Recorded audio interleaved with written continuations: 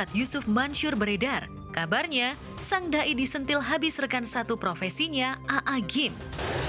Kalau dengar ceramah beliau bisa habis tuh harta kita.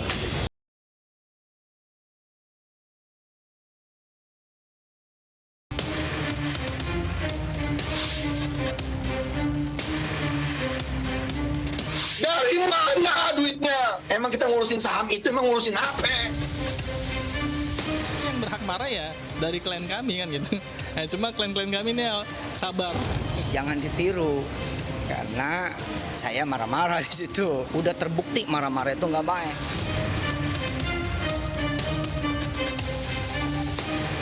Habis marah, terbitlah mewek. Ungkapan plesetan itu seperti pas menggambarkan dai kondang Ustadz Yusuf Mansyur. Baru kemarin-kemarin heboh marah-marah, kini berbalik 180 derajat. Pengasuh pesantren Tahfidz Quran itu terlihat berderai air mata penuh penyesalan, seraya menitipkan pesan ke generasi muda tidak menirunya. Kepada adik-adik saya, anak-anak Indonesia, para remaja, jangan ditiru. Jangan ditiru. Sesalah-salahnya ulama itu sebenar-benarnya kita. Jangan ditiru. Ada apa dengan Ustadz Yusuf Mansyur? Terlebih sebelum video tangis penyesalan mirip Ustadz Yusuf Mansyur beredar, kabarnya sang dai disentil habis rekan satu profesinya, AA Gim. Kalau dengar ceramah beliau bisa habis tuh harta kita. Ya, terkait video penyesalan Ustadz Yusuf Mansyur yang heboh beredar, sampai saat ini masih sumir kebenarannya. Berdasarkan penelusuran tim kami, ternyata video tersebut adalah video lawas yang kembali sengaja dimunculkan setelah Ustadz Yusuf Mansyur tengah jadi sorotan. Benarkah beredarnya video yang menyudutkan Ustadz Yusuf Mansyur belakangan ini datang dari kubu seteru sengit sang dai di pengadilan? Saya tidak punya kapasitas untuk menjelaskan itu karena saya tidak ada hubungannya dengan perkara-perkara yang saya tangani di Pengadilan Negeri Tangerang. Biasain diri untuk mencek. Tapi sebelum ngecek, nomor satu paling penting adalah wait and see gitu. Kalau ada berita apa-apa, tunggu dah. Jangan langsung main share lagi juga. Nanti banyak kerugian di kita sendiri.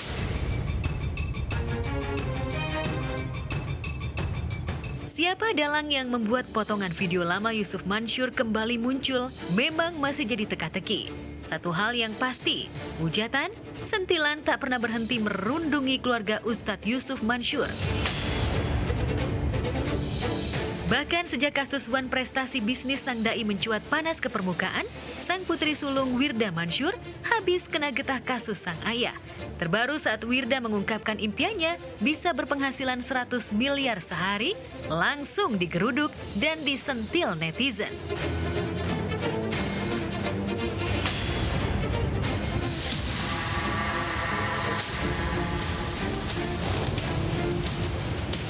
Saya mempunyai tanggungan, saya punya PR, saya punya kemudian beban, saya punya utang.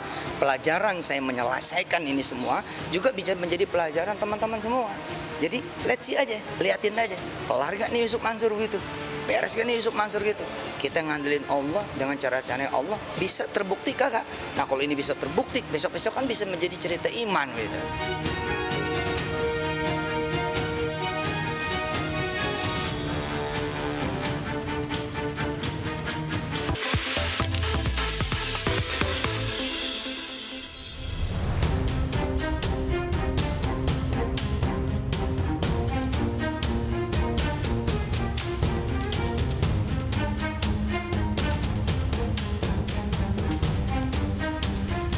Ivan Gunawan penuhi panggilan penyidik Mabes Polri atas keterkaitannya kasus dugaan penipuan investasi aplikasi robot trading DNA Pro.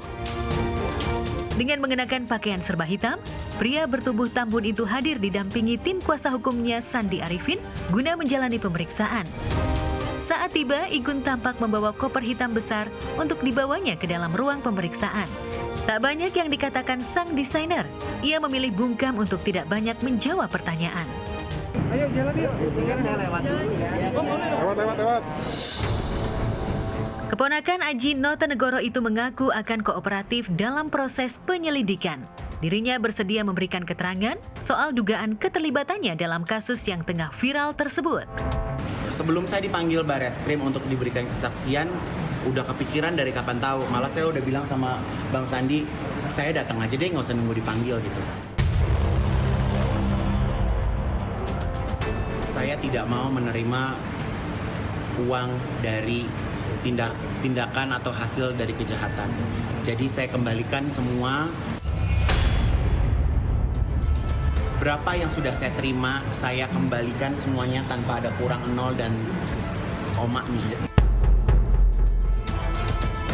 Selain Ivan Gunawan, selebriti lainnya juga akan dipanggil penyidik sebagai saksi, seperti Lesti Bilar yang akan dipanggil pada 20 April dan DJ Una pada 21 April mendatang. Sejak kasus ini bergulir, sedikitnya ada 122 korban melapor ke Barreskrim Polri dengan kerugian mencapai 17 miliar rupiah. Hal ini pun tentunya bikin ketar-ketir sejumlah selebriti yang tercatut namanya. Bahkan, Bilar yang jelas-jelas menerima sekoper uang itu semata-mata semua hanya demi konten belaka. Anehnya, dalam beda kesempatan, Bilar justru mengaku lebih senang menginvestasikan uangnya ke dalam properti benda mati, seperti jam tangan branded atau tas sepatu yang menunjang penampilannya. Gua berinvestasi salah satunya adalah tidak hanya jam ya, kadang-kadang sepatu. Nah, sepatu ini bisa turun harganya, bisa juga naik, Cal. Nah, intinya gini aja, ketika lo turun, ya jangan dijual, gitu. Ketika turun, tahan, gitu. Makanya, sekali lagi gue tekankan atau kami ingatkan bahwa uang yang dipakai ini, jangan uang yang dibutuhkan untuk kebutuhan utama, kebutuhan pokok. Benarkah Bilar kini tengah gusar lantaran harus mengembalikan uang yang bernilai fantastis tersebut? Misteri sekoper uang itu pun coba diterawang oleh ahli tarot Denny Darko. Kemanakah perginya uang 1 miliar itu? Dan benarkah Lesti Bilar akan segera mengembalikannya? Sekonyong-konyong datang, ngasih duit, ya sekarang semua orang ya dikasih duit berapapun juga pasti akan diterima di situ. Dan kemana uangnya? Pikir uangnya di sini ini tidak di-spend tapi masih ditabung, karena kan seperti yang dikatakan ini uang untuk BBL, jadi ya ditabung untuk masa depannya, sehingga ini adalah seperti sebuah insting yang uangnya masih ada di situ, sehingga kalaupun harus dikembalikan ya sepertinya akan dikembalikan. Dan semoga memang ini uangnya ada ya, karena kadang-kadang ada loh, misalkan orang yang datang terus dia bilang yuk bikin konten ini, ya sepertinya Leslar akan bertanggung jawab juga untuk membalikan jika memang ini diminta oleh hukum dan merupakan sebuah tahap dalam pemeriksaan dan penyidikan dari sebuah kasus. Bukan hanya Bilar, setelah kasus DNA Pro ini bergulir dan muncul ke permukaan, DJ Una justru melapor balik DNA Pro ke Mabes Polri melalui kuasa hukumnya. Wanita bernama Putri Una Tamrin itu mengaku mengalami kerugian hingga 700 juta rupiah akibat berinvestasi di DNA Pro Academy. Hal ini pun menjadi tanda tanya besar bagi publik.